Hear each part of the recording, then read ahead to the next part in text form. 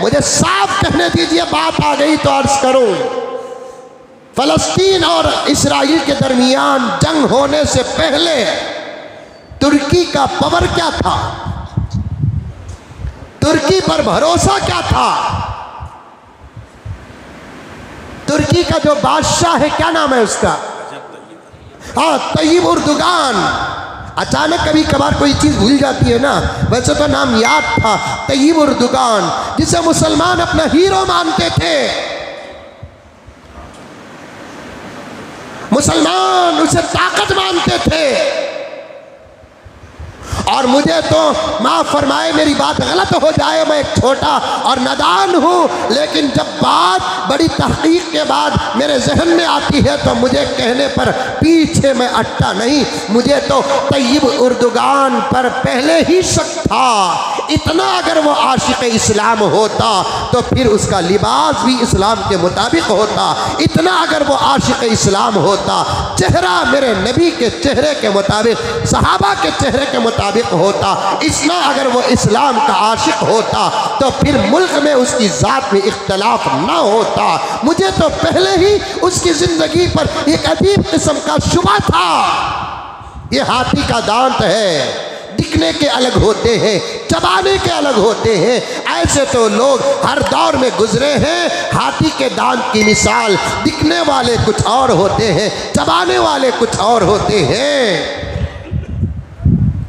लेकिन पॉइंट की बात बता रहा हूं मैं मेरे दोस्तों, खुदा मेरे वक्त में बरकत अता फरमाए। मेरे भी अपने कुछ ज़रूरियात हैं, देर तक बिठाने का इरादा नहीं, मजाक कर रहा था, लेकिन जो बातें आ जाए सुनते जाओ। कि इतना अगर वो आशिक इस्लाम होता, उसके पास ताकत थी, ईमान है, ताकत है, अल्हम्दुलिल्लाह पूरी कौम की बेहतरीन दुआएं हैं, लेकिन क्या जवाब दिया उसने इसराइल को? 6-7 महीने का अरसा गुजरा, क्या जवाब दिया उसने इसराइल को? क्या ताउन किया फलस्तीन का? क्या रहबरी की फलस्तीन की? और क्यों नहीं किया? ये जवाब आपके पास हो या ना हो, लेकिन इस आजिज़ के पास है और मेरे बड़ों के पास इसका जवाब है कि तुर्की का इसराइल से तिजारती मामलात मजबूत है।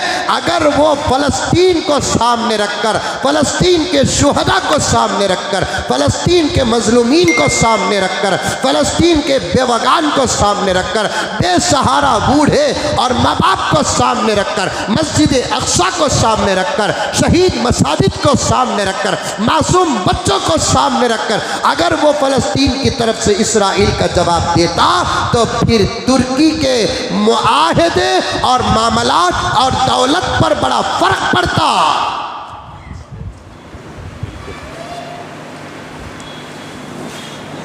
औलाद, दौलत जो चाहे इंसान को बना सकते हैं। ये पैगंबर खुदा का फरमान है, इन्नमा अम्वालुकुम व औलादुकुम फितना।